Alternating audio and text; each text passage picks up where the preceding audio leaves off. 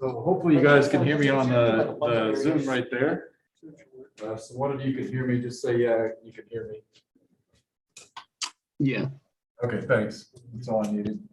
All right, and so just don't forget, it's hard for me to see the chat. So if you need to ask me a question, just kind of give out a shout. If I screw up the whiteboards, if I'm on the wrong camera setting, just say, oh, camera or something, and I'll get it. Let me pause this before it starts babbling over me. Come on. Dude. All right, and so that's the video. All right, and then we are up to, I believe we finished last time. Oops. We had talked about plots of continuous charge distributions of electric potential associated with continuous charge distributions. And so just so to kind of give us a big picture overview of where we're at, let me see if I can do this right. All right. And so, okay, there's my mark. So in this case, I wanted to kind of remind you of maybe a big picture of what we're thinking about. So doing physics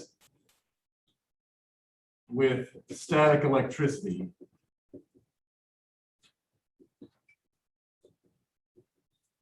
Right. And so in general, there's lots of different ways to go about it. We started off with chapter 21, which was the Coulomb force. And this is kind of a good overview since your test is next Monday. Just be aware of that. Obviously, you can't Zoom for that. But so just be aware, this is kind of like a brief overview. If you want a more thorough overview, you can look at the exam page, and I can get you a link to that later. I'll send out an announcement with the practice links, or you can find it. Okay, but that's it. In chapter 21, we did the Coulomb force, right? The KQQ over R squared type thing, all right? In chapter 22, we did the electric field. And basically, we did it with point charges, or we did the continuous distribution, right? Yeah. Hidden in there, we talked a lot about symmetry in both of these chapters. I don't know if you remember that. But in all of these, it was always like, oh, is there a component we could ignore? So in all of that, we talked a lot about symmetry. Very useful in a lot of physics applications. All right. Then we went on to chapter 23. Right, Gauss's law. And when we were doing that, we kind of had two things that we were doing. We get the Q or the sigma on conductors. If you recall, I don't know if you remember that. Or we could get the electric field for, I'll say, objects with great symmetry. For example, spheres, cylinders, plates. Sphere, cylinders, plates. So that was kind of the first three chapters. Chapter 24, and hopefully that's on there. Let's go over the other board. Let me see if I can remember it now. Oops. There we go.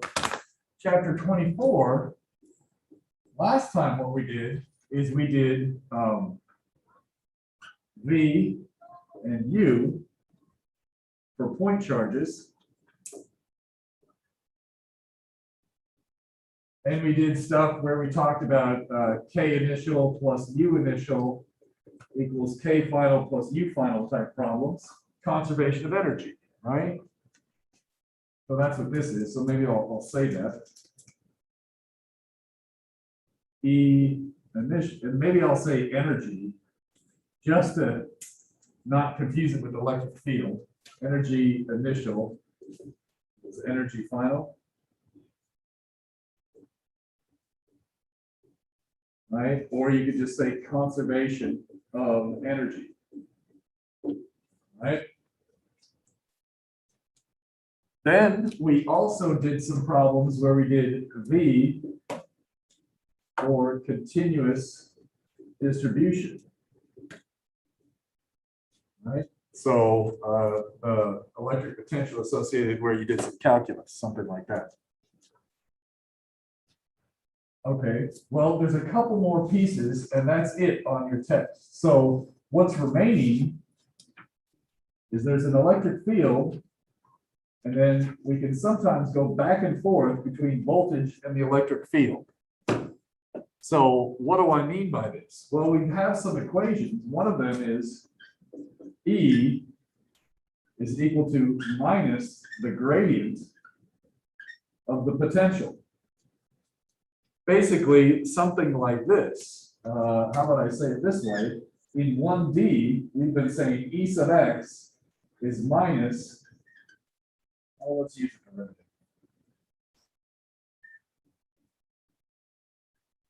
So we're going to talk about this more thoroughly today, about how this derivative works and how the gradient works. So that's on our list.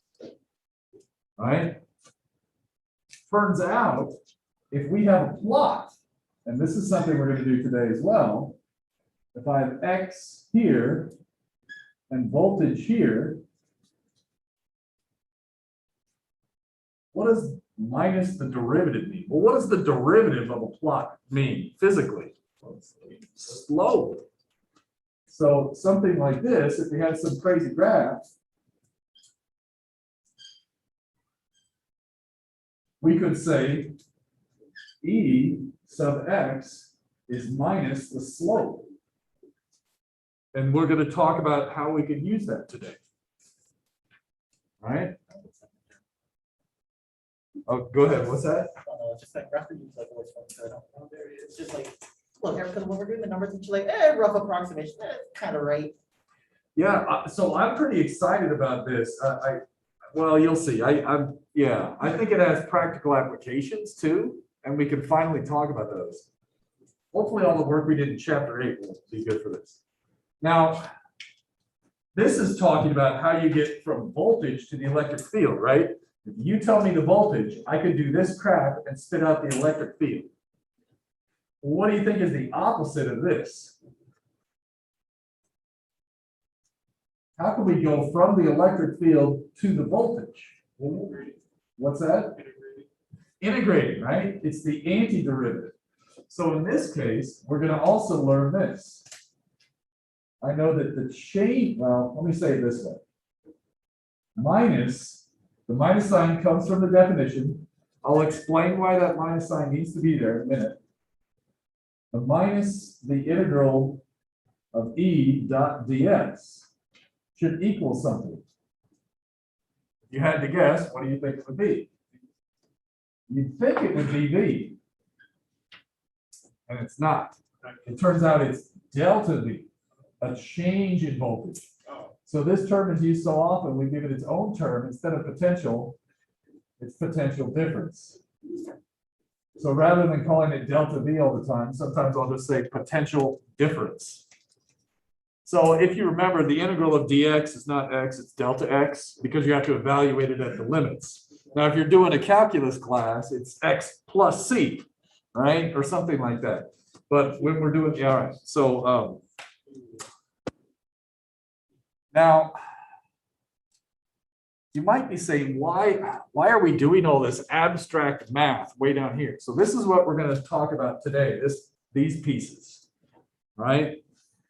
I think it's worth it to mention something here. In practice, maybe you want to learn about the force of something. And it turns out, this is going to sound a little bit crazy, but imagine you're writing a computer code, all right? So if you were going to code, all these topics might be related, right? And from experience, you probably know that any real life problem, you're probably going to eventually have to code it, right? Or if the problems get big enough, it's just impractical to always use paper and pencil. So a lot of times what you're going to do is you're going to get the voltage, all right, at every point in space from an assembly of point charges. Now think about this. Why is voltage easy to get? Does anybody remember the equation for a point charge? Oh, wait. Oh, that's on the wrong screen, isn't it? You Zoom people can't see that, can you? can't see that. Yeah, I was about to bring that up. Okay, I haven't done too much yet, so let me just do it over here. Can you still see right here? Yes. All right, let's do it right there. So if you're coding, sorry about that. If you're coding, we're gonna get V. Why is V easy to get? What is the equation for V of a point charge? Yeah. How much vector is in that? None. This is a distance. Now think about the memory of your computer. If you had 10,000 point charges, you don't need to store an electric field vector for each of these different Qs. You only need to store one scalar number. You add them all up and you can store one scalar number at every point on a 100 by 100 by 100 three-dimensional grid. So for memory allocation, that's a lot less. All right, that sounds cool. Okay, so if we get V, then what we could do is, if you remember in class last time, we went from those voltage maps, remember the little maps you guys made? And then we did a numerical differentiation. We took a derivative, so we basically did this, right? We did this voltage minus that voltage. So at any point that you actually needed, you could get the electric field. So from that, we get the electric field. Once you know the electric field, you could get the force using QE, right? Once you get the force, what can you get? If we had to animate something, what do we usually get after the force when we're animating in the code? Acceleration. And then from that, you could update the velocity, update the position vector, and then increment time. Oops. So this is just kind of putting everything all together, and we're seeing that from a practical standpoint, it's oftentimes much more efficient to get voltage and then do this crazy procedure in the real world. And that's kind of, this ties together the first 4 chapters, which is a bundle. And this is what your test is going to be on. So I don't know, questions about all that from anybody? That's just kind of like a overview why we should care about this. Good enough? Yeah. All right. So let's focus now on some of these pieces. And to that end, let's go to page 75 in your workbook. So I'm going to erase the board. Problems 24.25 and 24.26 are completely done for you in the workbook. They're also in color in the solutions. It's going to take me a minute to erase, but if you want to start looking at them, look at page 75, and then I'm literally going to do all of them. It doesn't take that long. So, all right, give me a minute.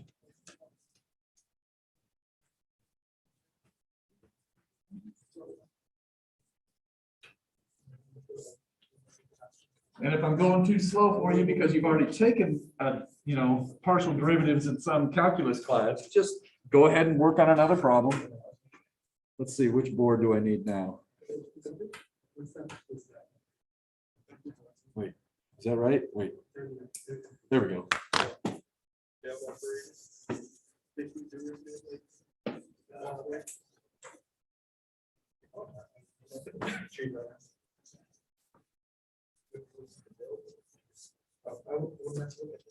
All right.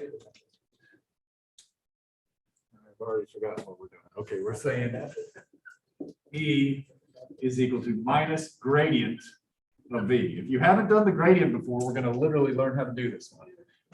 So for us, the gradient operator is partial with respect to X in the I hat plus partial with respect to Y in the J hat. And if you haven't done partial derivatives before, you're probably freaking out because you're like, oh man, how are they different? Turns out they're actually easier. So just hang in there. Now, what problem did I say we're doing? 24.25. Thank you.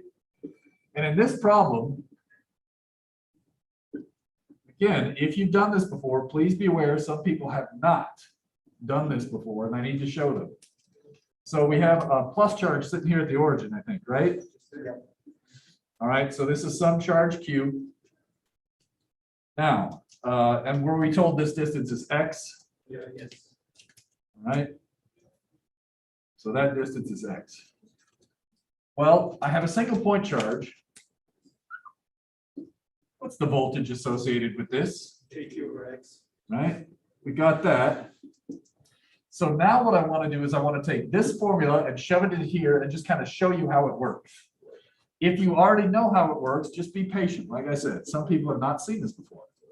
So in this case, we're going to stick that minus sign in there. Well, let me just write it. And this is how it will work.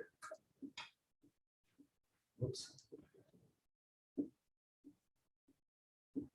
The idea here is you take this function and stick it in there and slap an I hat on it. So if you didn't know that, that's how that works. All right.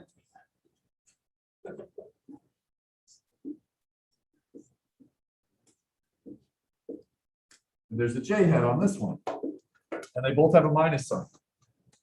Here's how a partial derivative works. Everything except for x is a constant if you take the partial derivative with respect to x. So if I take the partial with respect to x, assume everything else is constant. Well, k, q, I hat, all that is not x, right? So in this case, I get negative k, q, the I hat pops out, and I get the partial with respect to x. Oh, whoops, 1 over x, excuse me. Well, here, do you see any letter y's in there? So everything is a constant. What do you get when you take the derivative of the constant? So that's why I'm saying this is easy. We don't have to worry about x possibly being a function of y or q being possibly a function of y that we didn't realize. What's that? Yeah. Well, we've done this before, right? Where you could take the derivative of v with respect to t, because our velocities would often depend on time. Well, that's not a partial derivative, that's a total derivative with respect to time. So if you're curious what the difference might be, it'd be like, oh, yeah, anyways, that's the difference. All right, well, what do I get when I take this derivative here? What is it? Negative 1 over x squared, right? So the negative cancels that negative, you see it? Yeah. So I get k q over x squared in the positive I hat for the electric field. From this picture, does that seem reasonable? It's exactly what we expect. So we're not doing that much here, except I'm proving to you that this works and showing people that haven't seen how a partial derivative works, how that works. Now I want to do the next one just because I feel it's a little bit more insightful. So I'm going to go to the other board and do the next one. Any questions from the Zoom, just feel free to shout out at any time. There we go. Let's take a look at the next one. Point 26, I think, right? Correct. Yep. So in this one, there's a point up here at the coordinates x comma y. How about I just write x? I don't want to write the letter p. All right. And then I've still got my plus charge down here. All right. Okay, and so in this case,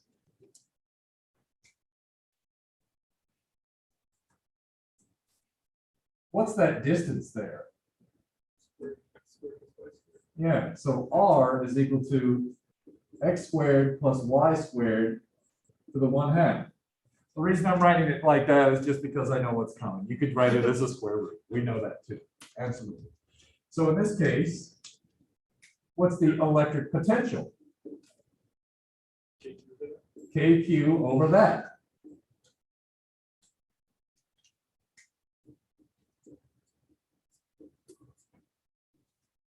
For 1/2. All right.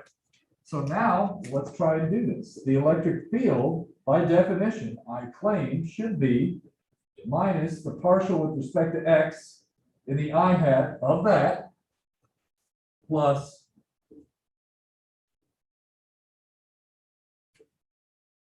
now notice here I factored out the minus sign. Maybe I'll even make that pop by changing the color a little bit. The idea is there's minus sign and then the stuff inside is the gradient. So now let me shove in the function.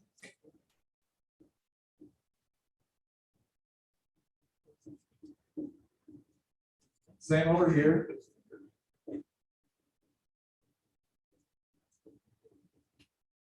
All right, and so now we see that, when I take this partial derivative, there's an x in there, so I'm gonna get something. When I take this partial derivative, there's a y in there, so I'm gonna get something from that. So we expect to have an I hat and a j hat term. Good. Shouldn't the electric field have an I hat and a j hat? Yeah. So now we just gotta look at this ugly derivative. I'm gonna keep that minus sign here. And then maybe what I'll do is I'll well, actually, do you agree I can factor out a KQ as well? Let's do that. Sorry, these are so small. That's a KQ and that's a KQ. Try and write a little bigger here.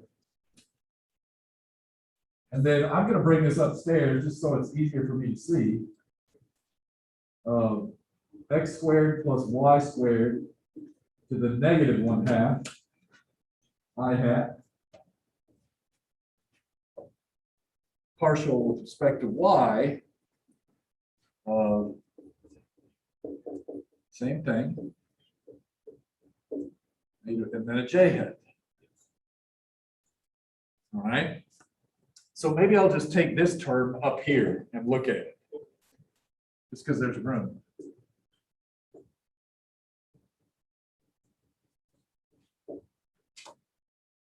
What am I going to do when I do this? Chain rule. Bring down the negative 1/2. What do I do next? Yeah, keep the inside. To what power then? We're taking a derivative, so we're going down. And it's a negative, so, right? Times the derivative of what's inside. Well, now we actually take our derivative. We're doing partial with respect to x. We get a 2x plus 0, right? Because when you take the derivative of this, there's no x in it. That part will drop out. Something like that. And I hope you agree. What would be different if I took partial with respect to y? Would this be different? No. No. Yes. There'd be a y there, right? Now check this out. This happens a lot in physics problems where we get this convenient thing. The 2 is going to cancel that 1/2. I don't know if you can see it. This minus sign right here is going to cancel that minus sign. So if we do a little bit of work here and plug in some math, let's see what we get. We should get each term is going to have the 2's cancel and the minus signs cancel. Geez, this is getting too long. I'm just going to write it out. So sorry, I'm running out of room here. I know that I've run out of space right here and I can't fit it down there. So I got to do it right here. The minus sign, okay, I'll get a K, Q. We're going to have the 2, that, and the minus sign cancel. So that's another nut right. Then what's left? X squared plus y squared to the negative 3/2. Oops. Negative 3/2 times x in the I hat plus y in the j hat, I believe. Take a second to make sure you believe that. Right? They both have an x to the 3. You know what? Oh, yeah. They've got this, they both have this term in it. So that factors out as well. And then what's left is just the x in the I hat. Again, the minus sign canceled with that first minus sign there. Well, I'd like to write this another way, and I'm lazy, so I'm going to use the old teacher method that drives students crazy.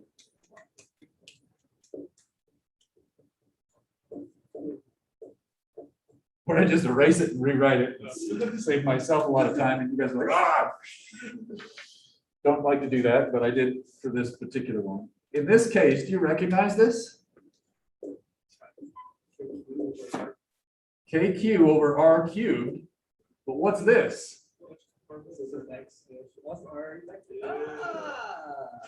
You see what I'm saying? So if this works for a point charge in the XY plane, I hope you believe the same thing would work if you did it in the XYZ plane.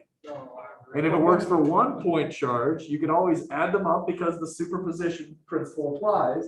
And so the net electric field from any assembly of point charge should always work with this method. If we can do it for a point charge, we can do it for anything.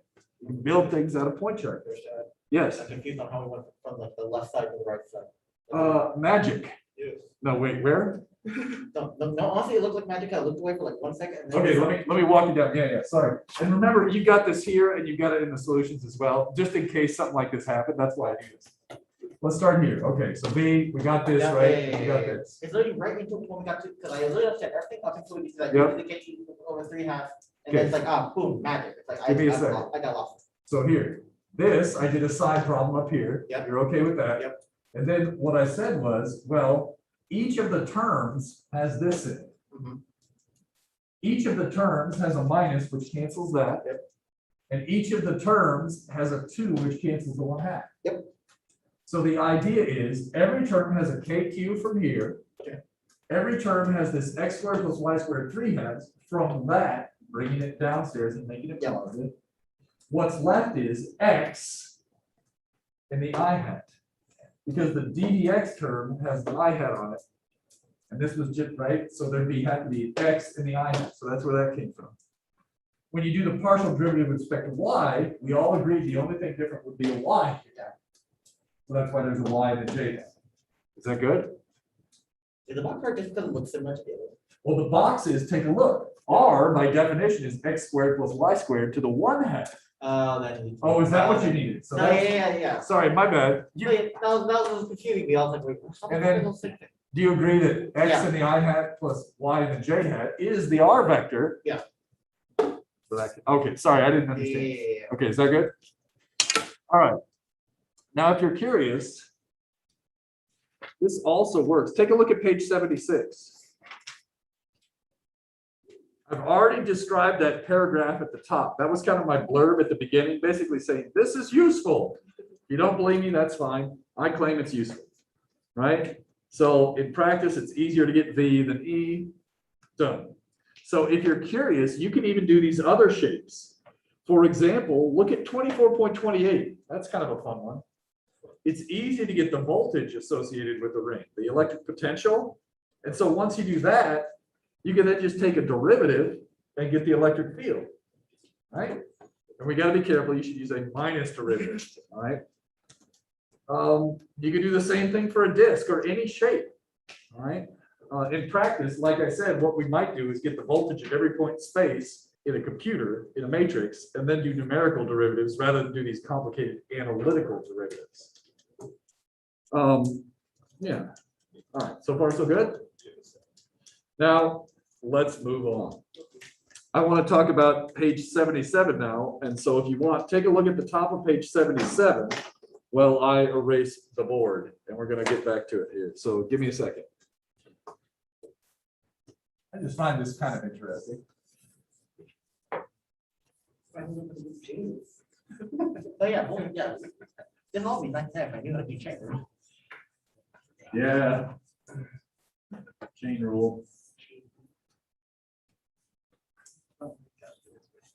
I'll get the screen. I will remember the screen. I forgot all this. I wish I had some too, but I to think about it. Oh, you haven't had to think about it in a while? Man, like 2 years, 3 years? Oh, really? Yeah. It's funny, right? Yeah. Look, like now, what happened? Physicists use it quite a bit. Yeah. Like just got a lot better when I passed Calc 2 because I realized I never like I was holding on by a thread. Uh-huh. But like got like so much better when I learned I don't have to do Calc 2 anymore, which is like the worst of the calculus. Except for this class. Yeah.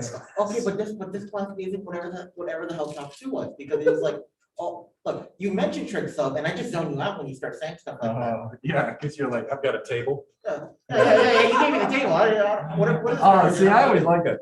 I had a calculus class, so I don't want to digress too long, but Yeah. I was a punk. Shocking. I know you didn't believe that, but so the substitute teacher just got so pissed off, or not substitute, the student teacher just got so sick of dealing with me that she's like, fine, integrate secant x cubed. I'm like, so try that one at home, all right? No. Here's the trick. You guys know secant x? Sure. No. Right? I guess. So if you're trying to integrate secant x dx, I'm gonna leave it for you. We'll leave that as a little puzzle for next time. And if you want to make it a little bit harder, stick a cubed on there, all right? It's It's not an obvious trick. See if you can figure that out without looking it up, all right? I know you can look it up these days, but. Justin, have you ever heard like the statement, like ignorant is bliss? Yeah, sure. I've also heard that statement, we need to focus on what's on the test. Yeah. So we're gonna do that, yeah, but you're absolutely right. Okay, so. Sorry, I gotta get back into it here. All right, so we know that the electric field is minus the gradient. We talked about this. If we have a plot of V versus X, what would this mean? Well, let's look at it again. Here's X, here's V. Maybe we'd have some units like microns and nanometers or something, all right? And maybe there's a plot going around here.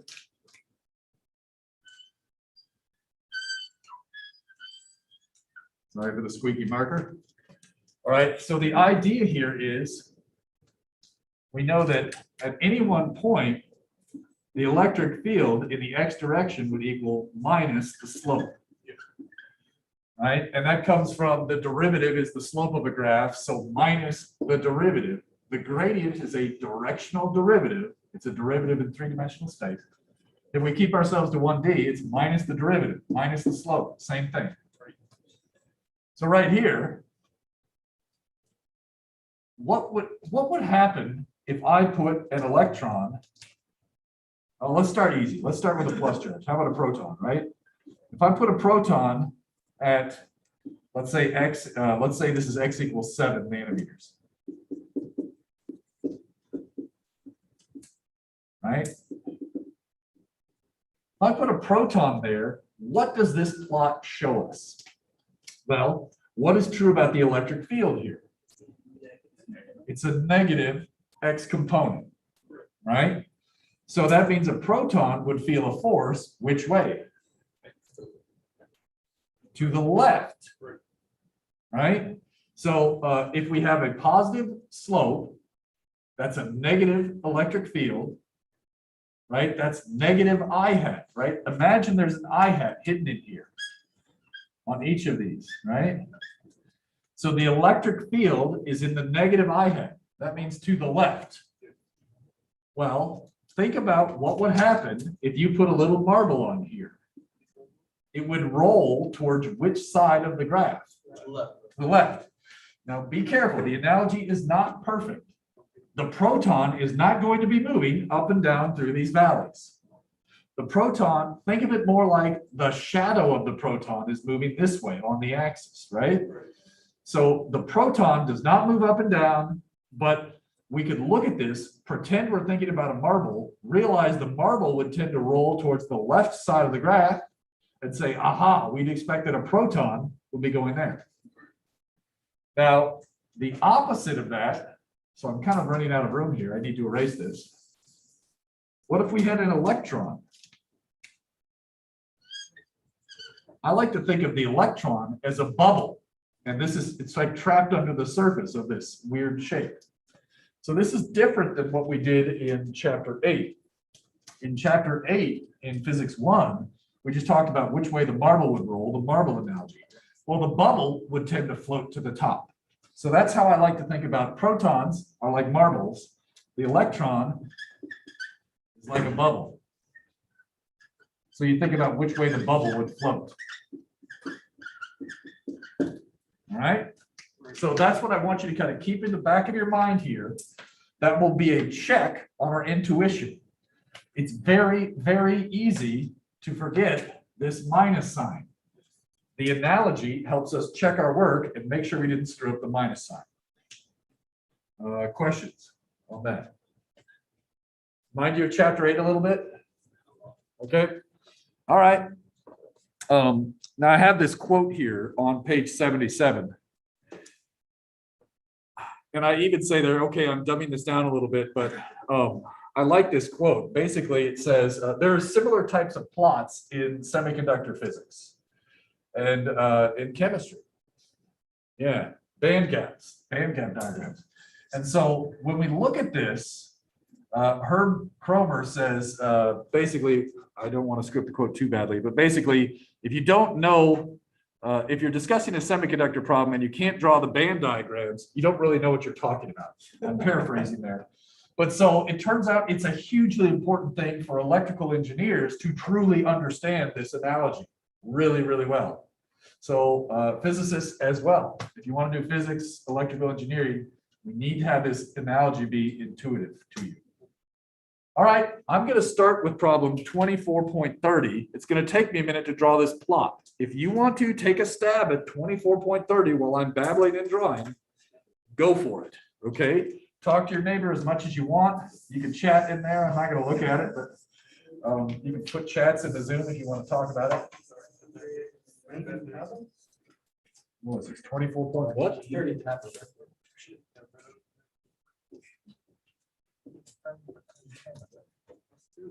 How you guys doing out there in Zoom land? Can you see everything all right? Looks good. Good enough? All right, just give out a shout if I write too small, all right? So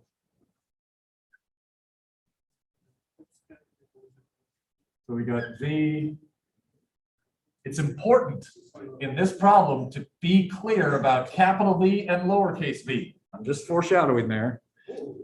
Make sure you can tell the difference when you write a capital V and a lowercase v. Yeah.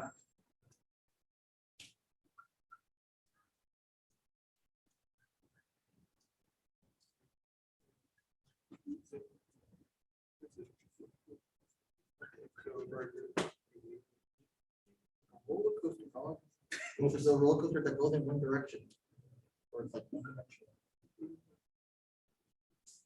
Yeah, a little bit like that. It's a strange. Well, the analogy is not perfect, but the analogy helps us understand things. X is in nanometers, V is in millivolts, and what are we doing here? You got 20s? Yes, now at the working term. So there's 80, 40. Yeah, 86. Okay, so 20, 40, 60, 80. Got it. Oh, wait. And then there's tick marks halfway. All right. All right. And then we're going to start here over to 200, then up to 80 at 400. Correct. And then you go to 500.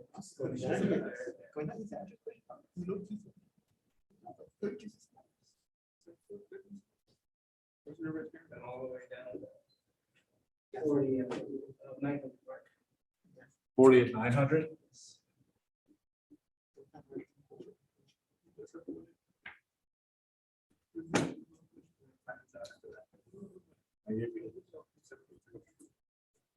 All right, so there's the plot.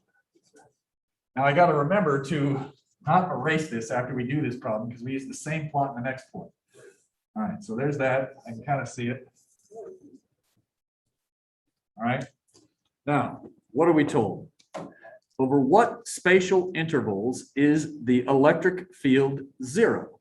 All right, so part A. Part A asks, when is, or where I should say, where is electric field in the x direction equal to zero? All right, anybody feel like answering? Give it a shot. 0 to 200. Okay, I heard 0 to 200. So that is not full credit on test day. Why not? Nanometer. Nanometers, units matter. So I'm that kind of guy. If you didn't write the nanometers, I would take off a half a point. It's not going to break your score, but if you keep screwing it up all semester long, it will eventually drop you a letter grade or half a letter grade. If you're writing a number on a physics test, which is coming on Monday, remember numbers usually have units. Obviously, mu doesn't have units, right? The coefficient of friction, but most of the time numbers have units. So think about that. All right, algebraic equations do not, right? This KQ over R, we weren't writing the units of newtons per coulomb all the time. It's the numbers that have the units. All right, is that the only spot? Yep. And then is that it? No, There's one more. 900? Yeah. All right, got it. All right, so 900 to 1,000. All right. So that's part A. What's part B?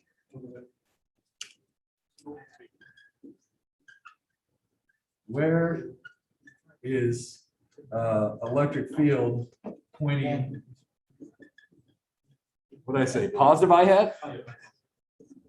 So give me a region where the electric field points in the positive I hat. Yeah, negative slope. Negative slope, right? How about I write it like this? Slope is less than 0. E sub x equals negative slope is greater than 0. Does that make sense? All right, so that's, what did you say, 500 to 900 nanometers? Got it. If you're worried about, oh, do I need to have open or closed? I don't care about that at all. I care about units, right? If we're talking to normal people, most people will be like, okay, there might be something weird at the endpoints. I get that. But this gives you the range, but you gotta have the units for a physics class. All right, there's part B. Part C. Mass of proton initially located at origin, traveling to the right. Okay, so let me draw a little proton here. It's not actually here, but sometimes it helps me see this. It's traveling to the right. I'm going to say it's traveling with some speed lowercase v. Lowercase v, uppercase v, not the same. Enough said. We're told the mass of the proton, maybe I'll write that up here. Mass of a proton, what is that? 1.67 times 10 to the 27 kilograms. Got it? Okay. What is the initial potential energy of the proton? So I'm going to squeeze part C in right here, just so it's all on one board, because I know the other part is going to take the entire other board. What am I asking for in part C? Potential energy initial. Tell me what letters I should write. U initial. Yes. Right? How are we going to get that? Isn't that, it's like 3 different equations for it? Yeah, tell me one of them. QV. QV. Wait, do we know Q Yeah. for a proton? Heck yeah. Do we know V at the origin? Yeah. It looks like 20 millivolts to me. So it's just this. Don't overthink it. So now, let's check. What's Q? Yeah, how about a letter for it? E, right? And then times 20 millivolts. Maybe I'll make this stand out a little bit just by writing this way. I'm going to put some color in here. Yes? If I totally forget the value of E and we just leave it at E. I'm going to discuss this in just a minute. So that's actually why I'm doing it this way. So yeah, now one correct answer would be U initial is equal to, there's actually a unit called an EV, an electron volt. Yeah. Those of you that had 162 probably remember talking about EVs. I don't know which ones of you had it. Hey, we did it once, one, two. Did we? Yeah, Oh. it was like a little bit. We'll take a look. I'm just going to move that E into the unit. Hey, yo. I'm getting spicy. I don't like it. That is technically a correct answer that I would unfortunately give you. I would give you full credit for this. Unfortunately. Yeah, I can't screw you out of points, right? All right, but now in this case, you can also convert this to joules. Oh. Now, if this is full credit, why would you, right? Yes. I wonder, how many more parts of this problem are there? Oh, there's another part. Yes. Yeah, now on graphing problems, I'm usually a little bit loosey-goosey on sig figs, right? Yeah. So generally speaking, what is the default number of sig figs we should write? 3. So we would probably change this to 20.0. Let me ask you something. When you're reading this graph, do you think this looks like 20 or 20.0? Needs to be 20.0, it's got the extra guess. Yeah, you could totally guess that third sig fig. Like it doesn't look like it's 20.1 or 20.2. It looks closer to 20.0 than either of those. So it is totally reasonable to add that sig fig there. And since it's so sloppy, I'm just going to rewrite. All right. Now, gosh, I want to keep this all on this board. So one thing I will mention is you could use 1 EV is equal to 1.602 times 10 to the minus 19th joules, right? Now, let's think here. I like to remember it this way. An EV is a tiny amount of energy. It's a tiny amount of joules. That's why it's 10 to the minus 19th. So if that helps you remember it, great. Also, don't forget, this number is probably written right there on your equation sheet. So all the boring constants are there. Notice you got the mass of the proton, electron, and E. So on test day, if you were like, oh, I don't remember it's already there for you right there. So there's those stupid masses and constants, all right? All right. All right, so in this case, let's not convert, but let's start the next problem. Oh, whoops, I just lost my page. All right, any questions about that before we go on? Why didn't you give us math? What's that? Why didn't you give us math? You got problems. Oh, that's right, I forgot to mention this. Sometimes in physics problems, there's decoy information, See, I told you, what did I tell you? but I bet it's useful in part D. Probably. So you're gonna see this sometimes, when you're writing physics questions, sometimes you say, oh, maybe they'll need the length of the string, maybe they'll need the radius of this thing, and maybe they'll need, and then you just write down a bunch of stuff, you're not sure what they're gonna need. Then you go ahead and work out the solution, and every once you're like, oh, I guess they didn't need that mass after all for this part. Yeah. So that's one of the things is every once in a while, you gotta look out for this during a real life. Let's face it, you should know how to discriminate between useful and not useful information. That's a good skill. Especially with the internet being an infinite well of information, you have to learn how to cut stuff down. All right, so you all have this plot on Zoom. I'm going to go over here and you go. I want to do part D on this board, and yeah, that's what I'm saying. All right. Okay, so you got the plot. I'm going to do part D over here. Wait, oh, I lost it. Part D. All right. Let's see here. Where were we? Oh, there it is. Talk to your neighbors. See if you could guess how to do this one. Minimum initial speed for proton to reach. Is that what I said? Yes. All right. Any ideas? What Ed? I heard, Jesse, you were saying something? Energy. What do you mean by energy? What should I write down? Just tell me. Initial plus K initial equals plus K out. Sure, okay. And there's the work, and we're gonna assume the external work is not as zero in this case, you're absolutely right. Some of you that maybe did this in other ways might remember that delta K equals what? Minus delta U. Remember that remember the work energy theorem? Work is equal to change in kinetic energy. But work by definition is opposite the change in potential. Whatever. All right, so these are the same equation. All right. So in this case, we know U initial. I'm just gonna leave that there. What's K initial? 1/2 V squared.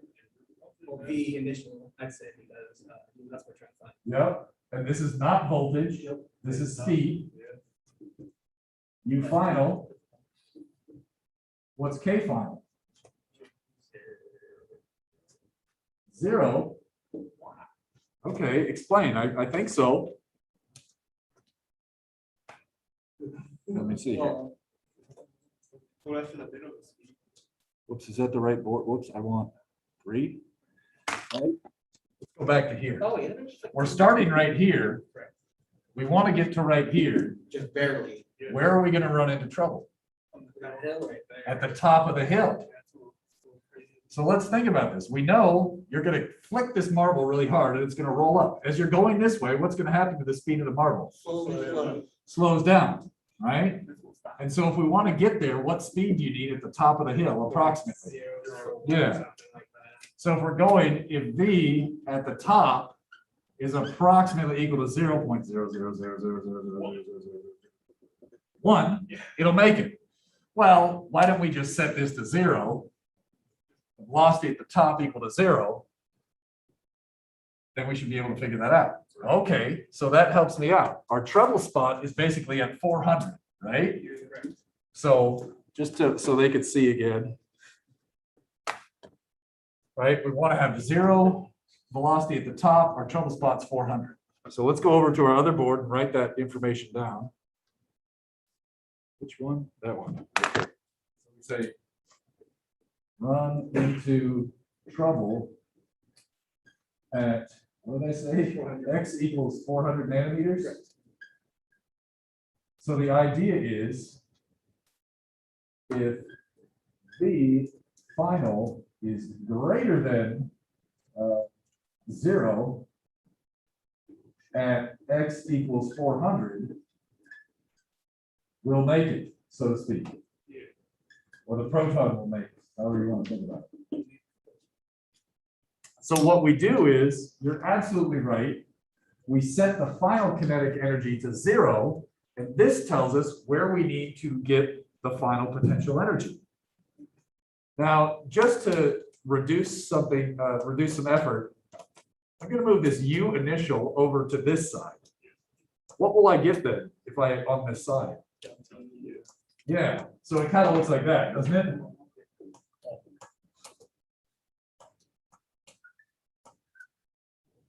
So this whole equation goes to that equation. Maybe I'll put this in color so it stands out a little bit. The idea is we move this over to that one. All right. Okay, so what is delta U off the graph? Let's go look at that graph. On the graph, we're starting out right here. We want to get to there. What's delta U?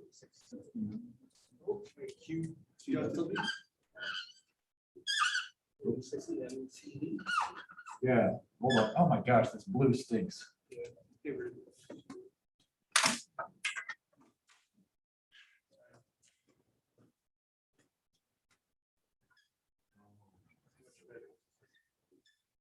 Yes, so much better. 60 millivolts, right? Yeah. Oh, wait a minute. That's not delta U, is it? It's so many, isn't it? That's right. Delta V is 60 millivolts. I need to multiply that. If you recall, Q times V is U. So Q times delta V will be delta U. All right, so let's bring that over there.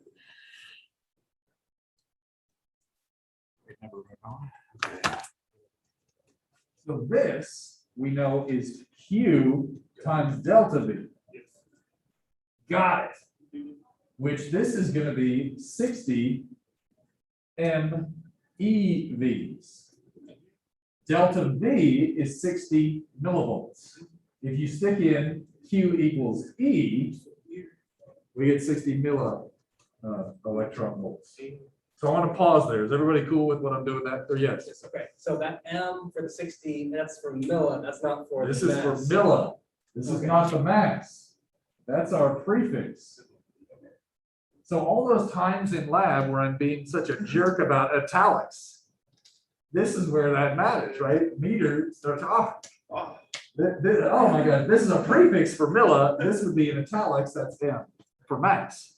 Yeah, so this is one of those times where it matters. Capital, everything matters here. All right, so far so good. Why do we not want to use these units?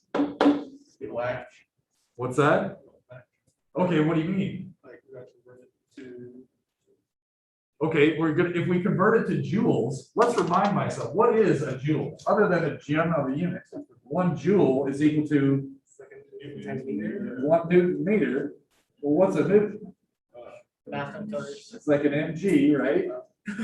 So it's 1 kilogram meter per second squared times a meter. So it's 1 kilogram meter squared per second squared. Yeah.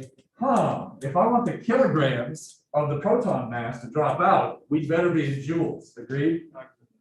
And so that's why I had I don't remember what I said earlier, but that's why we sometimes actually want to put this in joules. Yeah, exactly. Now, keep in mind, if you are not sure on these types of problems, never use EVs. Always use joules, right? You're always going to be fine. So good enough on that? All right, so in this case, let's convert. Delta U is 60 milli, I'm going to say times 10 to the minus 3 EV. I'm going to run out of room here. Oh, the joys of Zoom. Delta U is 60 times 10 to the minus 3rd volts. And then let's just do our railroad tracks, right? So, wait, this is EV. Thank you. I was wrong. That's where it went. This is the problem with zooming and rooming at the same time, right? I'm so focused on where the thing is, I forget the symbols, which is what matters. Whatever, 1 EV, there we go, got it. 1.602 times 10 to the minus 19 joules. I think the conversion now fits. So chemistry style, they're good for something. All right, there we go. You get a number out of that and we're good to go. Okay. After all that, I think you can plug in some numbers and get V, right? And I hope you see that V initial, meaning initial speed, is what? 2 delta U over M square root. Do I need to worry about the plus or minus for this problem? No. No, why not? We're doing a speed. Speed is the magnitude, so it's always going to be positive. Oh, you were saying velocity is in the I hat. So yeah, that's true. But I was saying speed. So, but in general, just take a second to think about it every time you take square root just to see. And then the thing that we saw here is use joules, right? Now, I love these types of questions. And so if you look at some of the previous tests, you'll see that sometimes this is on there. One of the things I like about it is, one, you have to learn how to read a graph, right? And two, you got to look about units, prefixes, and also, perhaps more diabolical here, is we constantly have to think about EVs versus Vs. Have you noticed that was a theme here? We kept screwing it up. So always watch out. Are you talking about U? Are you talking about delta U? Are you talking about V? Are you talking about delta V? They're very similar. They're related by the charge, and just constantly be checking your units. All right. So, and that's attention to detail, which is good for any engineer. All right. How are we doing on time here? I'm just going to check.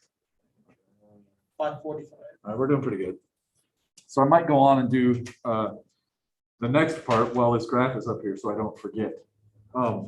Any questions about 24.30? Well, we've got it. All right. Maybe I'll do this one last time over here just to emphasize. I think we're on this side now. Yeah. All right. What do you have to look out for on test day on Monday? Prefixes, units, volts versus EVs, joules versus EVs, units on your answers when you write numbers. The slope is not the electric field, it's minus the slope. Those are all the things we saw.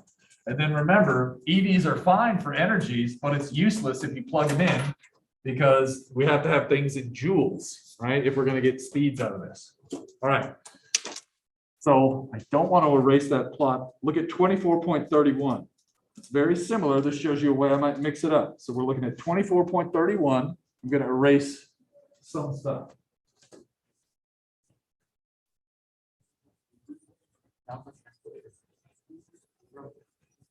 No, it's not like a bubble. That's weird.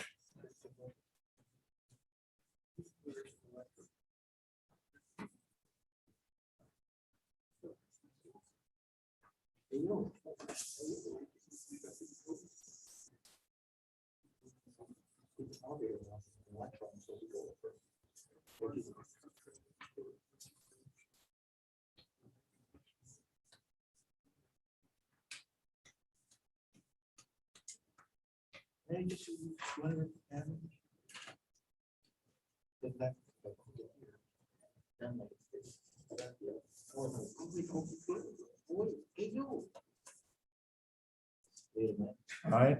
Why got an electron in here, right? Where's the electron at? 300?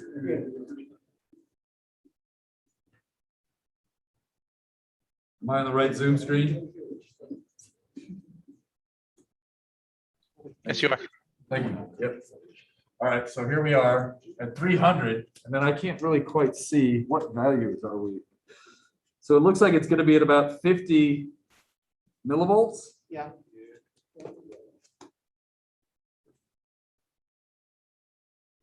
Okay, so we got our electron here.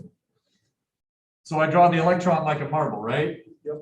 No, Bubble. it's a bubble. So that's what's weird. When we did masses, it was always a marble. Right? But now we've got this electron that's like a bubble sitting there.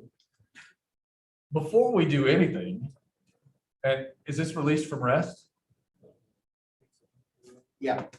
Okay, I'm gonna write that, released from rest.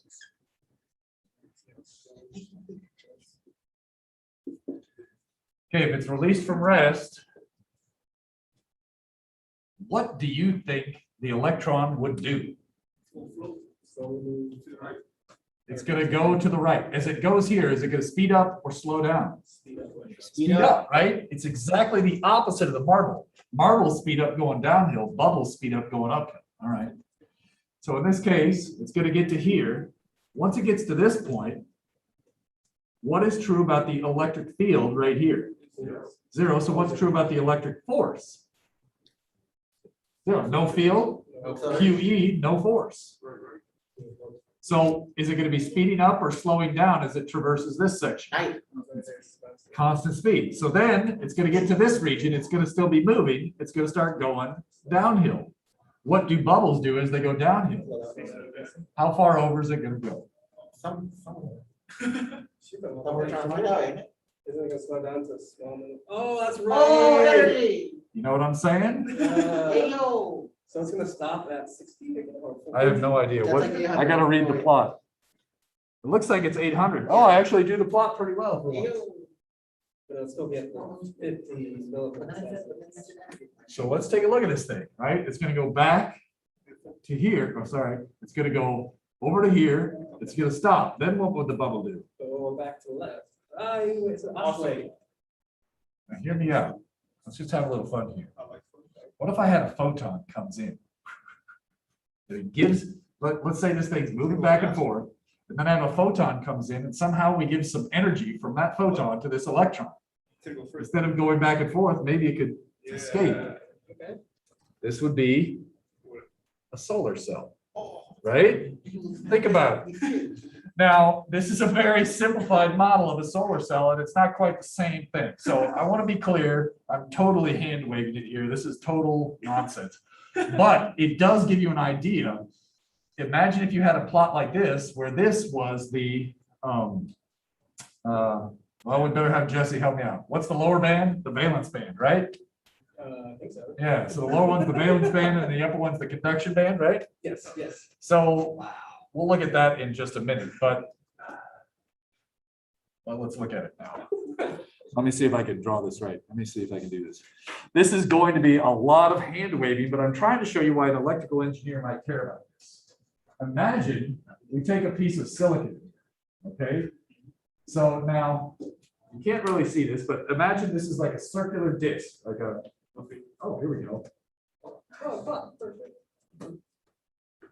Well, I guess it's good they didn't install this yet. I put it in the work order, right? So here's a disk. So imagine this is that piece of silicon, just a big slab of silicon, all right? Want to see time fly? That'd be fun. All right, and now what you do is you start putting on layers on here in different ways. And in actuality, maybe you're actually doing other stuff, but I don't want to explain how. We can do that after class if you want. But it's quite possible you can have a bunch of different layers in here. And these could be things like oxides. They could have some metals. You could have some doping, right? Maybe you're a strange Russian curling team in the Korean Olympics. Remember that? All right, so maybe you have phosphorus, oh my God, boron or phosphorus, you know, phosphorus ions. Excuse me. Hey, words are made up anyways. That's right, yeah. So, right, you could actually take boron and phosphorus ions and dump them into here and change the conductivity of these layers. As a result, you can actually make a device that looks kind of similar to this plot where the voltage it's not quite the same, but right, we might expect where there's things for the different layers moving around like this. Maybe it looks like this. And so maybe that's the conduction band. And maybe you also have the valence band here. And maybe sometimes it gets narrower like this or something like that. So the idea is you could have electrons and protons or holes actually in these semiconductors, and these bands might represent. So I know this seems a little bit crazy, but the idea is someday if you're doing electrical engineering and device physics, maybe you'd have these wafers with different layers in them that have different band gap structures. And so this would be the band diagram that that quote was supposed to be about.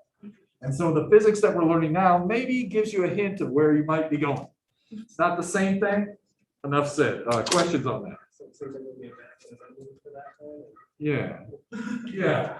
And well, what could happen is a photon could come in here and raise you up enough energy to get over this and roll out, and then you could right, you could apply a voltage. When you apply a voltage to these circuits, that angles things. And that makes it easier for the electrons to dip out. Or if you have higher barriers on some sides than others, the current tends to flow one way and not the other. You could get a diode or something. Enough on that. We got to focus on what's on the test, right? So, good. What was I doing? Something? 5? There we go. All right. So now let's read the actual question and see what we're supposed to do. 24.31. Electron, mass, released from rest. Will it move right or left? We covered that. So it's right. A, it's going to move to the right, or positive I hat. To the right.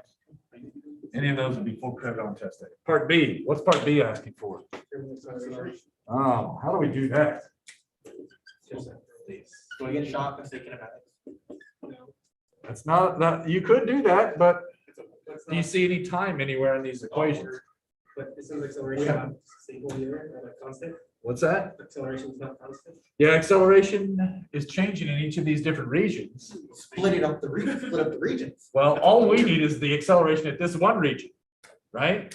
Is the problem just give me the acceleration At the beginning of at the instant just after it's released? So we only need one acceleration. Can we do that one thing you're saying, like, we got volts, we got electric field, Oh, wait, we have the volts. we got electric field. Oh, so what we could do is get the electric field from what? How about I say electric field of the X equals Negative derivative, negative the slope, negative derivative, same thing. Then what? then we get force by QE. And then we get acceleration. That's a subscript. And then how do you get A? Equal to NA. Or, Okay, yeah, we say F equals NA, so so it's gonna be what?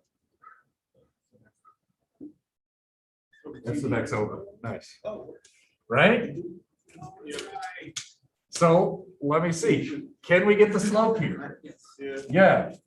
Can we remember the minus sign? Probably not. It's a little difficult. It is difficult, right? So that's why I'm trying to always cover it, right? But we could say, okay, I could get the electric field. I can plug this in. What's Q for an electron?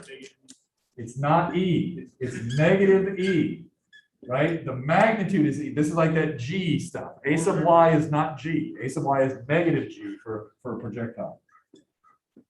So I could get the slope. I could remember the minus sign. I could remember this minus sign as well. And so a minus makes it a plus. I could plug that all in. And then because it's so easy to forget a minus sign, what do I do when I get this answer? How do I check it? It should be, Speed it up to positive. it should be plus, right? Because it's moving to the right. How do I know? Because it's like a bubble. This is where the analogy comes in. You're like, gosh, how do I know if I miss my minus signs or not? Well, this one should accelerate to the right. To be clear, it does not move up and to the right. It goes to the right. Remember, it's like the shadow going across the axis. What do you think? Do you think you could do all this? Where do you think we're gonna have trouble on test day if you were asked to do this? Obviously the minus signs, what else? Prefixes. Right? Let's do this one just because I don't want to screw it up. So let's at least get the electric field. From there, it's just plugging in numbers, but let's make sure we at least get the electric field. So the electric field in the x direction equals minus the slope. So I'm just gonna, I don't want to screw this up. You don't either. Let's put that minus sign in a different color so we don't forget it.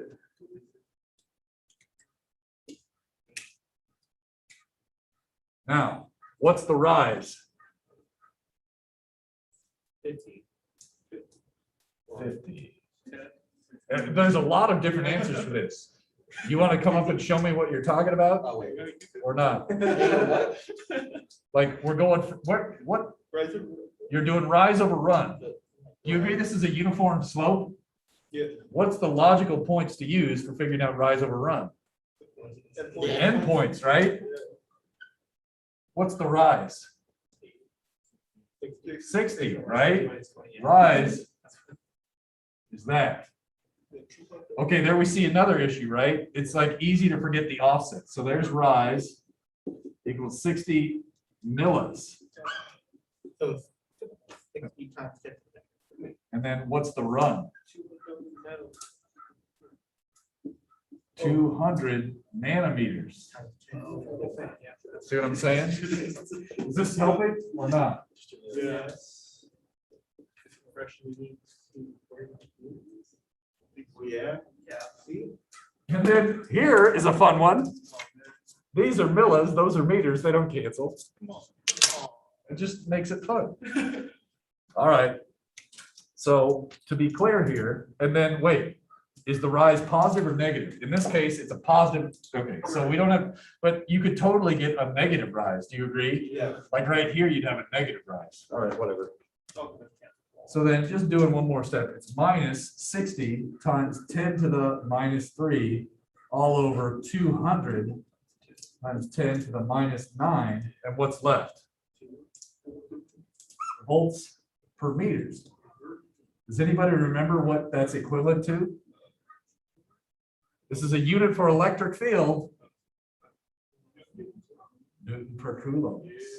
So a volt per meter is the same thing as a Newton per coulomb. We talked about that on chapter 2. Now we see why they're both useful. Got that? Newton per coulomb, right? Yeah. Remember, F equals QE, that's force Right. per unit charge equals electric field. All right, and electric field is volts per meter. So we see these two equations both having that interrelationship. All right, so then from there, I think you're off to the races, agreed? Yeah. All right, so don't forget, sometimes it's worth it to actually write something down on paper. I'm just gonna keep that minus sign there. You tell what I'm always worried about. So again, where are we gonna screw up? Forgetting a prefix, forgetting that it's the rise over run, not the height over the run. Correct. Again, right? It's not 80, it's the change, right? Rise is the change. I don't know. Remember that E is not the charge on an electron, it's negative E. That was another thing. I don't know. Anything else you see on here that's tricky? Pretty straightforward. All of it. Huh, yeah. Good thing there's 2 more you can do at home. Yeah, right?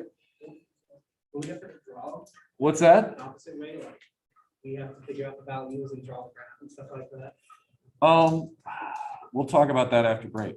Anyway. So, yeah, maybe kind of, sort of. But yeah, and we're gonna take our break real soon here. Let me see if there's anything else I want to say. Let's look at part C. Have we covered part C already? You guys feel comfortable in that? We said if it starts here, it's gonna go back and forth. So it's going to reach 800? Yeah. 800 nanometers. Just making sure you're thinking about units, all right? I read on. And then, okay, good, good. And then, what is the electron's maximum speed? Gotta take the derivative. Yeah.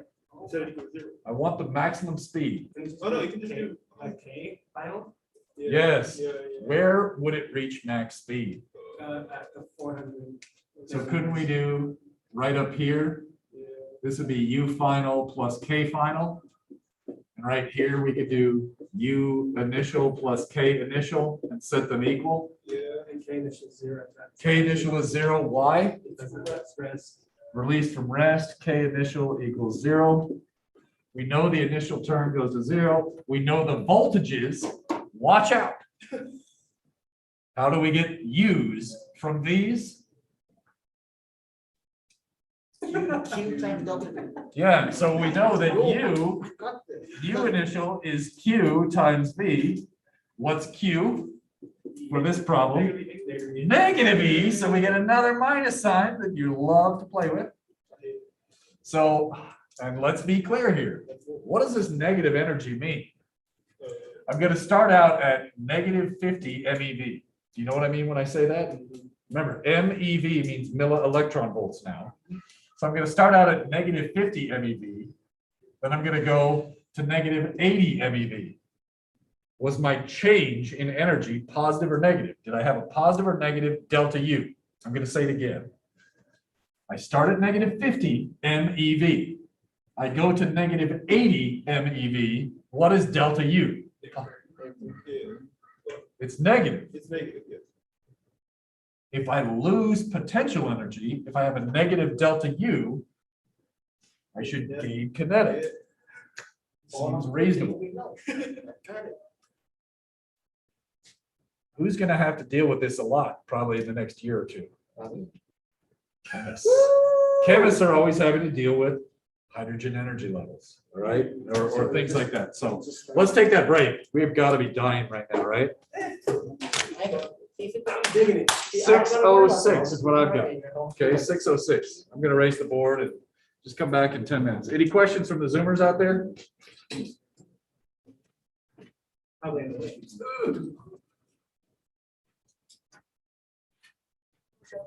How are you guys doing out there on Zoom land? Is this working for you? It's working, I guess. I mean, like, it's not really a problem with Zoom. It's just the physics. Oh, gotcha. Yeah, physics is always the hard part, right? Yeah. I second that. What about the font size? No, yeah, everything looks good that you're doing. Okay, all right. That's kind of like what I'm always paranoid about with this Zoom stuff, and like, hopefully it's not been getting cut off. No, it's legible. That's fine. Okay, Yeah, good. you're doing good. All right. It's all clear. Nice size. It's pixelated. Well, it's not pixelated. There we go. Okay, gotcha. Are you able to distinguish colors on your screen? When you use like pink and red, no, and light green and lime, no. Huh. Otherwise, yes. Okay, wow. Like right now, I see on the whiteboard you have blue, black, and red. My Maybe gosh, did I forget to do speaker view this whole time? Crap. Just do it again. So all the live stream is going to be on gallery view again. This is the kind of stuff I'm always paranoid about. Shoot.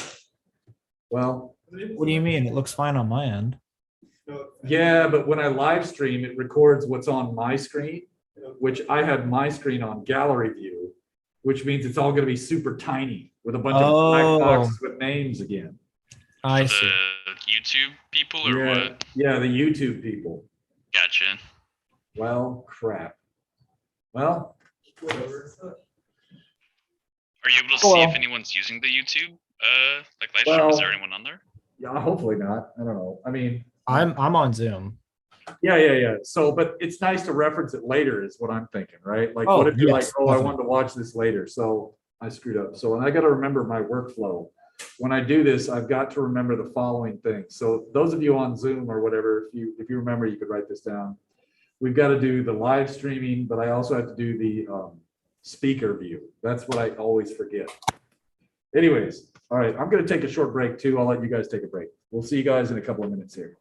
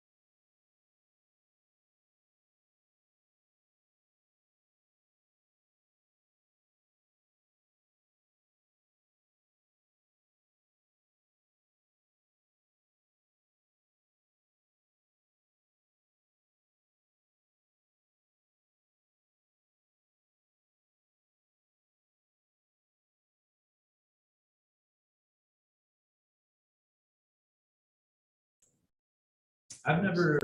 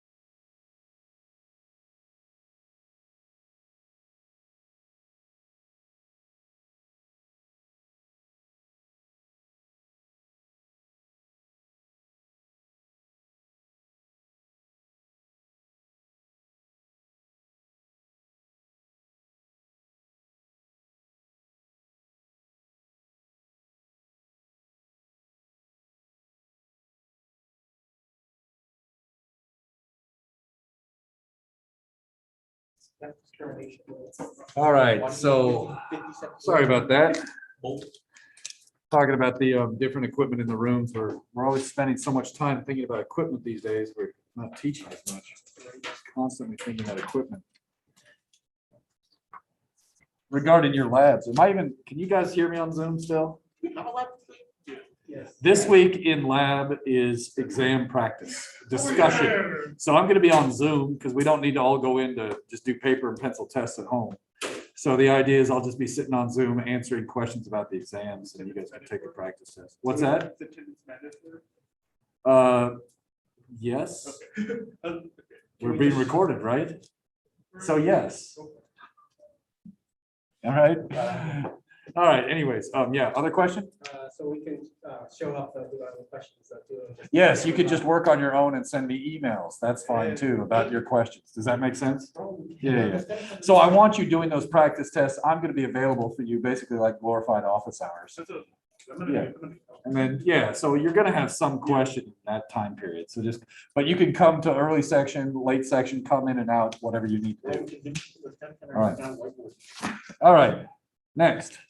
So we already did this, so let's get back into the content now. So what we did is we figured out that the electric field is minus the gradient of V. Well, now we're going to go the other way. We're going to say that delta V, the change in voltage or potential difference is minus the integral of E dot ds. Now, for me, it's a lot easier to care about something if I see the use of it or the practicality of it. So that's me. I mean, that's why I'm a physicist instead of a math major, right? So, well, I did a math degree too. So, yeah, I like both. I like math. It's fun. Anyways, maybe that's why I like this section of class so much. There's so much math. But why are we doing this? I'm going to instead of going right into this, I'm going to say why care. All right. For me, I think the most obvious reason to care about this is capacitance. Capacitance, all right? And so in this case, capacitance is defined as, that's the triple equals. Man, this one's so equal, it gets another line. It's charge, what's that? Oh, charge per unit volt, basically. So the idea here is, imagine you want to take two pieces of metal and put them in some configuration. For example, let's say maybe you want to do two parallel plates. Those are two pieces of metal and you're going to connect wires to them. The capacitance of this particular pair of metal plates is a measure of its ability to store charge. So how much voltage do you need to store charge? Or said another way, with 1 volt, how much charge can you store? So think about it. If you put 1 volt on something, the more charge it can store, the bigger its capacitance, its capacity to store charge, to store energy. All right. So, well, what's the point of this? Usually we can do Gauss's law for ideal symmetry problems and get E from Q, right? In Gauss's law, you tell me the Q, I'll give you the E for cases where it's perfect symmetry, like spheres and cylinders and nice ideal shapes. Well, once you tell me what the E is, I can drop that in here and do some math. That gives me this delta V. Once I know what delta V is, I can compare that to the charge that I originally used to get the electric field. And so for a given charge, I can figure out how much voltage will be needed to store that charge for a particular set of shapes. You tell me the shapes and the Q, I'll get an E, I'll figure out the capacitance. That's next chapter. That's why we should care about this. And that's basically it. Is that so far so good? You don't need to write all this crap down because it's written in the next chapter, which we'll get to by the end of this class, hopefully. Fingers crossed, if I can get to work. All right. Ready to do some math on this one? So take a look at the example worked on the bottom of page 78. Bottom of page 78. I'm going to erase the board and we'll do it.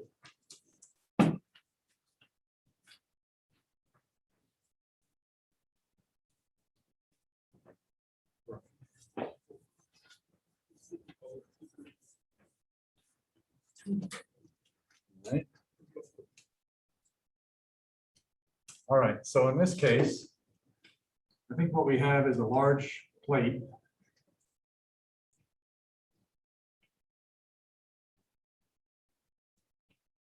Like that.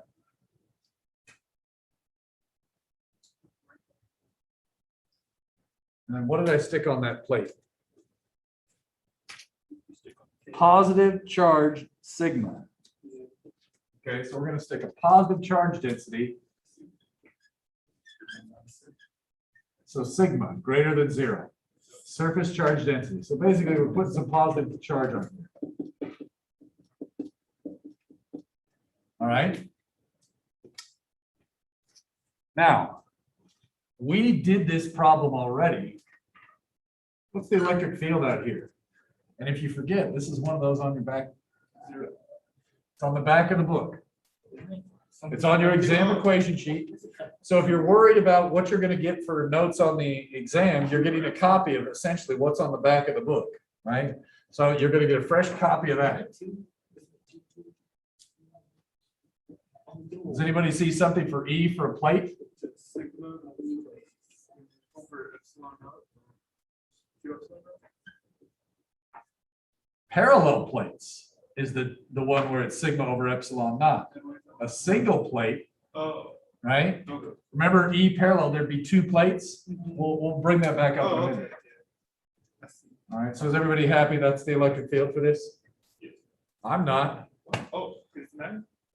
This is a magnitude, isn't it? All right. Oh, that George said, wait, which direction should it be? You got a plus chart here. I think everybody's okay. It's pointing that way. Right? So for this particular one, we'd expect the electric field to be in the I hat here. Yes. All right. So now in this case, now, why did I waste time on that? Well, the definition is delta V is minus the integral of E vector dot ds. Yes. So that's why I wanted to make sure I got this vector right, because of it may affect the minus signs, your favorite.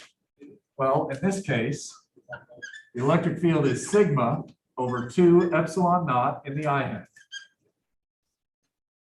Now, in this particular problem, I believe we're going from some point here to some point over here, right? And was this B and was this A? Now, are we going from A to B or from B to A? Does it say? Tell you what, it's not going to matter. Just trust me. Here's the idea. We know we're going to be either going from A to B or B to A. So, right, if let's just say I'm going this way for right now. Let's go from B to A, and I'll explain how you could get A to B in just a minute. So that means I would integrate from the X at position B to the X at position A. The X value. What do you think would be a good value for DS? What's a good name for, yeah, DX? Yes. I would say no. Oh, DX in the I hat. DX in the I hat, I would say yes, right? And now all this I hat stuff, does it really matter? In this case, I hat dot I hat, it's going to be 1. So for this particular problem, you could argue it wasn't important, but in general, it might be important, right? If we were going this way, what's the change in voltage as you go up? Okay, wait, dy in the j hat, well, what's I hat dot j hat? So what's the change in voltage as you go upwards? So this is an equipotential, I don't know. right? You know what I'm saying? Right, equipotentials are lines where the voltage is equal. That means it's not changing, there's no delta. Sorry. Shouldn't have dropped those quaaludes before class. I don't even know if a quaalude is dropped. You guys even know what quaaludes are? Yes. Okay, aren't they? Oh, yeah, you would, chemists. Always know the drugs. So there's two kinds of chemists, the bombs and the drugs. Now we know which kind you are. All right, let's get this damn thing done, right? Sigma over 2 epsilon naught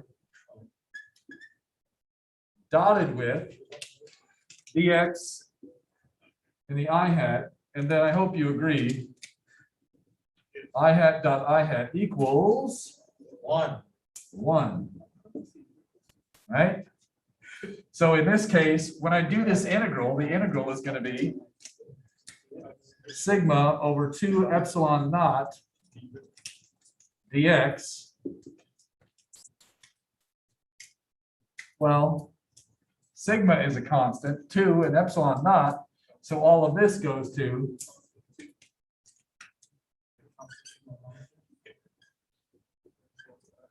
what do you get when you integrate dx? Delta x. Oh my God. Oh, you could say it's x plus c, which is what you were going to say. That's also a correct way. Or just do a physics problem, say x, and don't forget the limits. Right. In this case, do you agree if you go from B to A, the distance is d? Look at the Yeah. picture. Yep. In this workbook problem, we said the distance was d. So we're going to get sigma d over 2 epsilon naught. That is the voltage going from B to A. So I would say delta V going from B to A is sigma d over 2 epsilon naught. Did I miss the minus sign? I did. And actually, that is going to bring up, I was just going to say, let's check this, because what do we always forget? Well, think about this. Which way is the electric field pointing? Which way do electric fields point? From high voltage to low, right? So if I go from B to A, I'm going from a high voltage to a low voltage. I expect it should be negative. It's not negative. Oh, crap. Oh, crap. Right? This minus sign was forgotten right here and right here and right here and right here and thus right there. So that last step of thinking is the good one to do. Good job. So, right, we want to go from high voltage to low. In this case, we expect delta V should be negative. Yes, so if I wanted the voltage going from A to B, it would be the opposite of that. And so this is why a lot of times I kind of ignore the minus signs on this and just get the magnitude of delta V, right? So the size of delta V would be take the absolute value of each side, and then you could use thinking to think, am I at high or low when I start? All right, so in this case, I just want to be clear though, voltage going from A to B is equal to the opposite of the voltage going from B to A. Is everybody okay with that? So in general, you could just figure it out either way. In my experience, I don't like integrating backwards. So that's why I went from B to A here, right? Because that's just in the normal dx direction. It makes sense to me. So I'm like, if something's going to the right, I'm going to integrate to the right. And then at the end of the problem, I can think about it and say, well, do I need to flip the sign based on what the problem asked me to compute? So if you're going from A to B here, I'd be like, oh, it should be positive that. So far, so good? All right, so this is, you can learn a lot from this one. Take a look at page 79. There's another example, and it's right kind of worked out for you. You could do the same kind of thing for a ring field. If we know the electric field for ring, we do on axis. You could do the same procedure, stick it all in, and there's a k hat dot k hat in that one. You get a bunch of stuff there. So I'll give you a second to look at that while I erase this board. If you want, look at the next page. If you get done looking at that one, if you feel comfortable. So skim that one, and then look at the next page.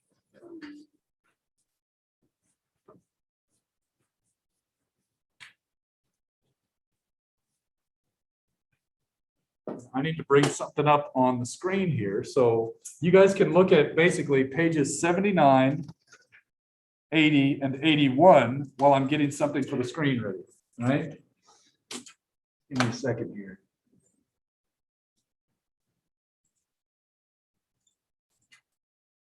Let's see, I need.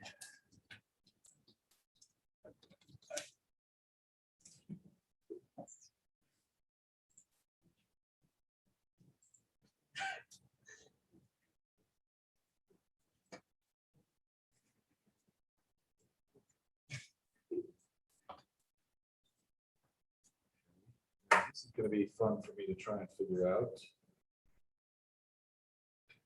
This, this.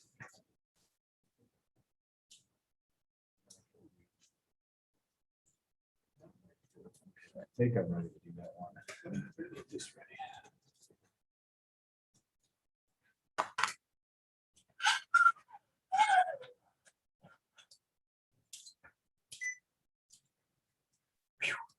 Any questions on those problems as you're kind of skimming over them? Does that kind of make sense?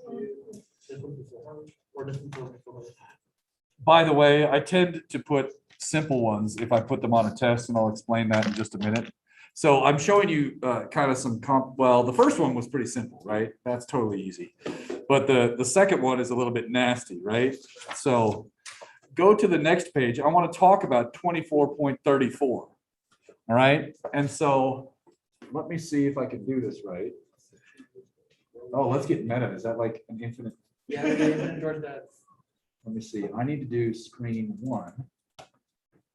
And now, can you see that? Zoom, can you see the thing I'm looking at, 24.34? Yeah, we see it. Right, and then you in the class can see it as well. Let's have that nice subtle lighting. So I'm looking at problem 24.34. So if you need to, take a second to look at the problem. I'll read it with you. It says, consider two parallel plates. Left plate carries positive charge density. Right plate carries the opposite charge density. All right. For some reason, a period was forgotten there.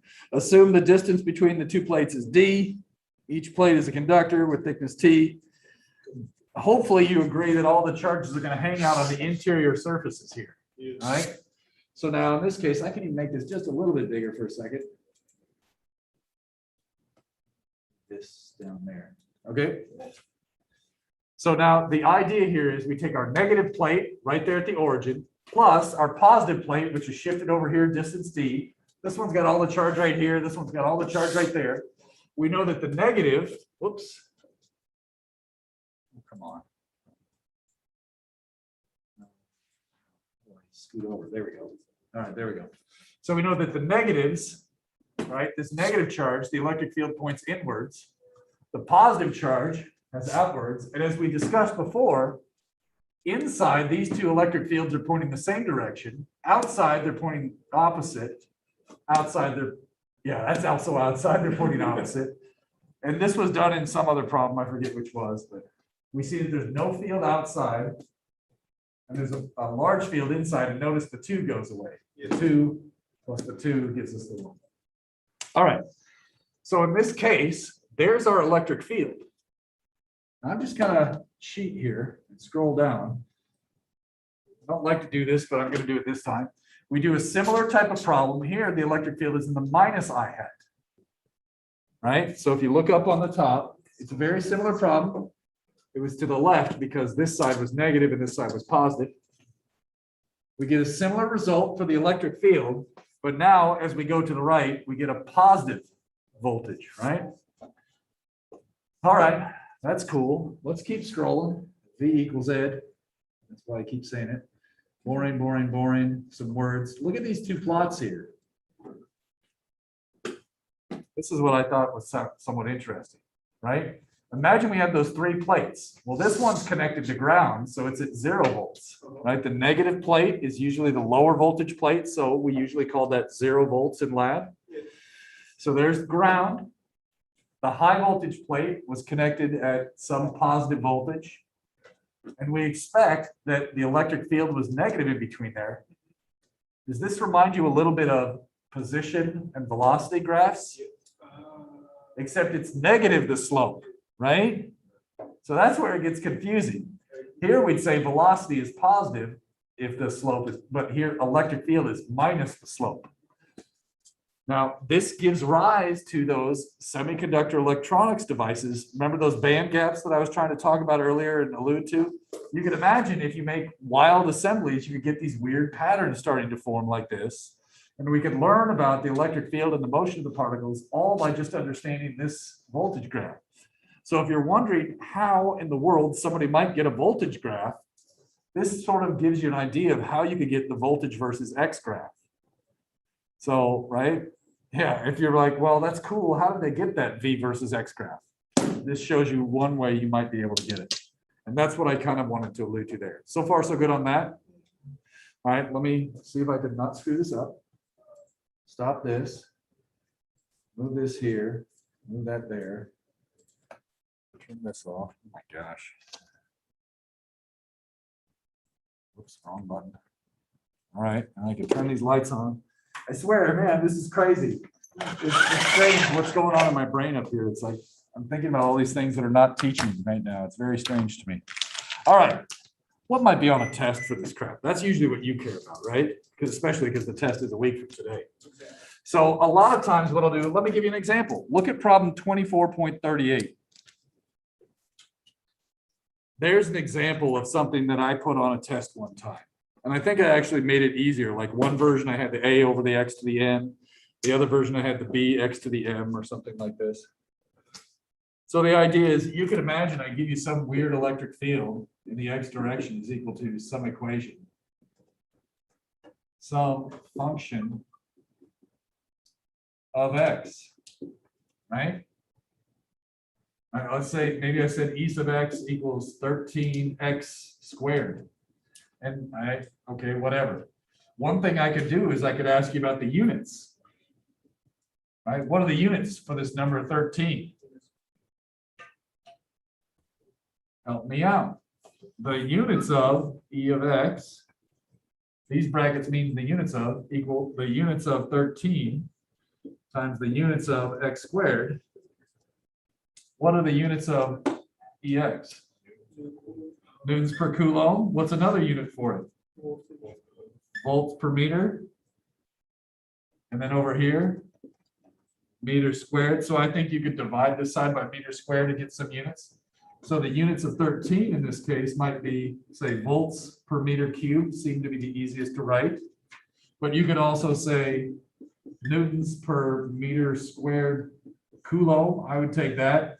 If you were spicy and wanted to write kilograms and all that crap, I'd take that too.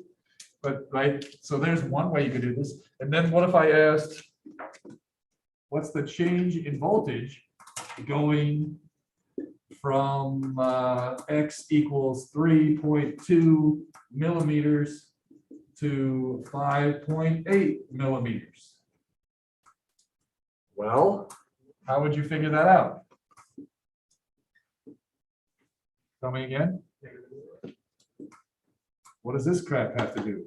3.2 to 5.8 nanometers or millimeters. That's the start. The limits, yeah. So I'd have to do 3.2 times 10 to the minus 3 meters, 5.8. Is this helping in terms of what you might be expected to do on test day? Yeah. We know EX, I know DX. Because they're both I hat, I don't need to do the dot product this time. Does that make sense? So it's not too crazy. And so I try to, if you look at problems 24.35 and 24.36, to be honest, I'm not intending on putting a radial function on your test, but if you want to understand it and you need more practice, it's the same type of problem. If you want to pick two problems to skip, you could skip those two. Okay, so just letting you know, right? If you need more practice on this, those problems will get you there. All right. Is everybody clear on what types of things I might do for this type of question? Which ones did you say you were, you would skip? Like 35 and 36. They're good practice if you want more practice. If you don't need the practice, you could skip them. Is that clear? Sounds good, thank you. Yep, right on. All right, and it's almost time to go, but there's usually one more thing. Okay, we got a couple of minutes. Look at 24 point, oh, by the way, 35 and 36 are probably in your textbook. They're in every physics textbook I've ever seen, or at least 24.35 is.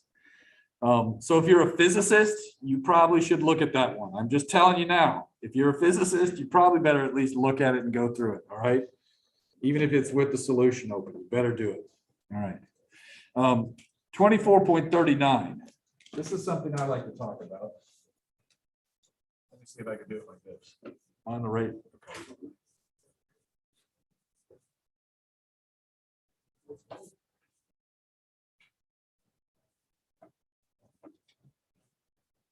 Okay. Let's say I have a point charge here. What's the electric potential due to a point charge? What's the function formula? KQ over R. If I go way out here to R approximately equal to infinity, what's the voltage? Zero. Now let's think about this. I like to think about this in terms of planets. So I know this is going to seem strange, but let's say this is the Earth. And let's say I have a little satellite here, right? Well, if I go way out here to R equals infinity, U is equal to negative GMM over R. U goes to zero, right? There's no gravitational potential energy far away. Whereas here, U is a negative number, okay? The idea is to get from here to there, you have to add some energy. And once you get there, the planet doesn't affect you anymore. We have zero energy at infinity. Seems reasonable to me. So this is a lot like saying if you have a box, right? What we could do, and here's the planet, right? Don't we usually say this gravitational potential energy is mgh? Yep. Well, now what we could do is we could say that the top right here is height equals zero, and this could be a negative height. That is not what I meant to. That was so weird, wasn't it? That was strange. We could say height is less than zero is what I meant to say. Whatever. So it's very similar. What we're doing is we're saying the highest point in the problem is zero. And then everything else is negative. And remember, all that matters are delta U's. Delta U's are what describe changes in energy. To go from here to there is a positive change. To go from here to there is a negative change. Again, if I'm going this way, delta U is positive. What's the change in kinetic energy as I go outwards? Negative. I'm slowing down as I try to fly away from the planet. Unless I have a thruster or something that's like launching me into space, right? This is like the escape velocity. If I start here with some speed V initial, we'd expect V final should be less than V initial. You slow down as you try to escape the planet. Unless you have a rocket thruster doing work. We're not doing that right now. Well, what if you're coming back the other way? If you're falling down, we'd expect delta U should be negative, and the change in kinetic energy would be positive. So keep this stuff in mind. As you go towards a planet, you tend to speed up. As you go away from the planet, you tend to slow down. Obviously, this ignores having a rocket thruster. Same thing up here. You start out, in this case, well, this is a little bit trickier because with masses, we don't have to think about plus minus signs. Okay, so now I would like to do the same kind of discussion with a proton and an electron. So I need to erase this crap. Okay.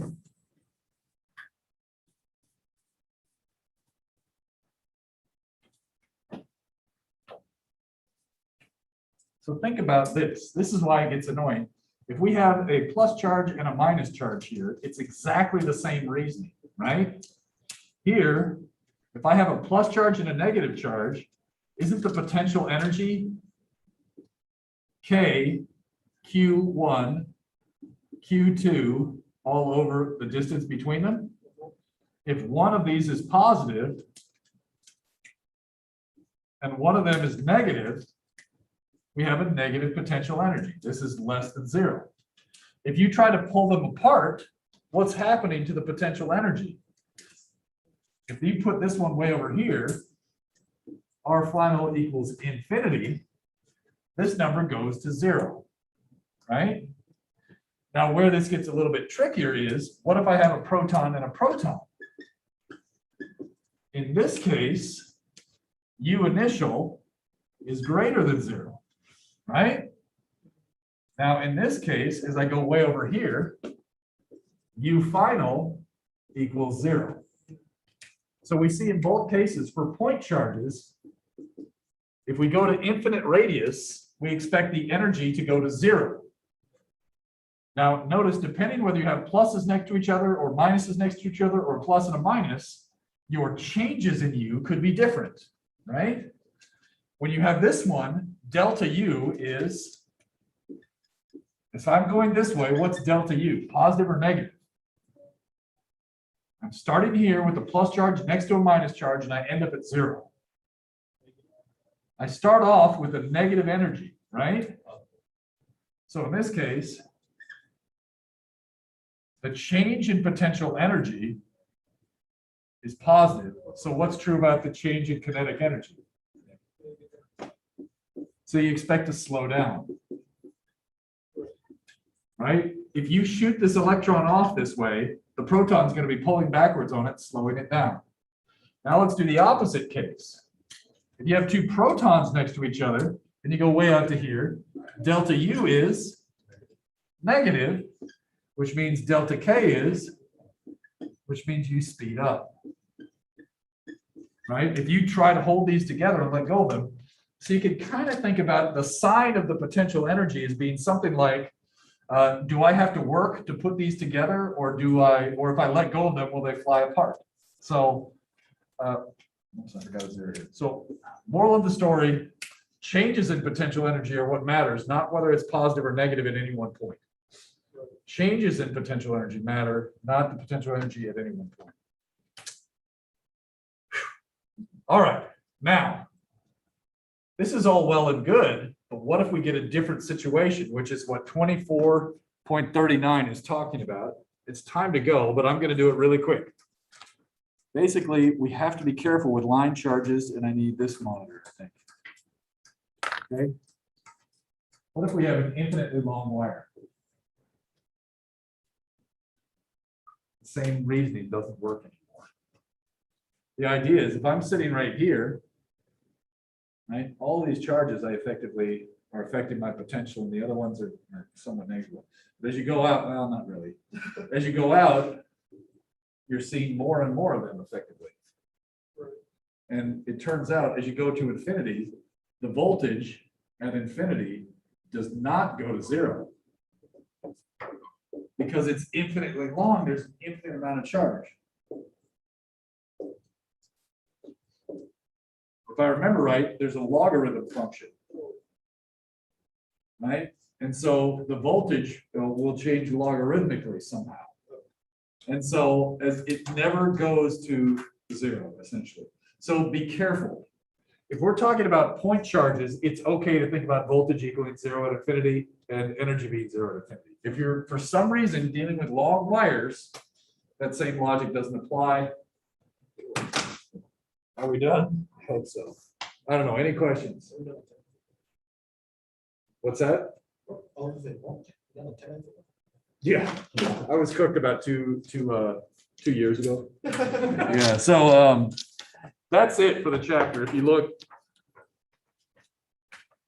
that's cool. 24.42 is really cool. That has to do with capacitance of transmission lines. You can see it was in chapter 23, 24, and 25. If you're an electrical engineer, you should look at that one. And we're up to capacitance. We'll start there next time. So capacitance is not on the test, but we got to start there next time just so we don't get behind in lectures. All right. Oh my goodness, get out of here. First, I have a quick question for you. Yeah, I'm listening. So for the study session for lab, you're not gonna have that in person at all, or you just No, I'm just going to be zooming. zoom in? Okay. Yeah, because we've got all the files online and you can just say, hey, what's up with this question? I'll be like, oh, that one. And, yeah. That sounds good. Yep. Yeah, and we could share screens and it's usually not too bad. So if you want, we can do breakout rooms, or if not, we can do whatever you want to do. Okay, thank you. Cool. What time is the AM session for the lab? 11. So basically from 11 a.m. until 5:30 this Thursday, I'll be sitting on Zoom answering questions. You can come in and out. Got Okay, it? sounds good. Yep. All right. See you later. Okay, I'm gonna go ahead and kill the stream there. Is that cool, everybody on Zoom? Yeah. See you later, Jorstad. Thank you. Right on, right on.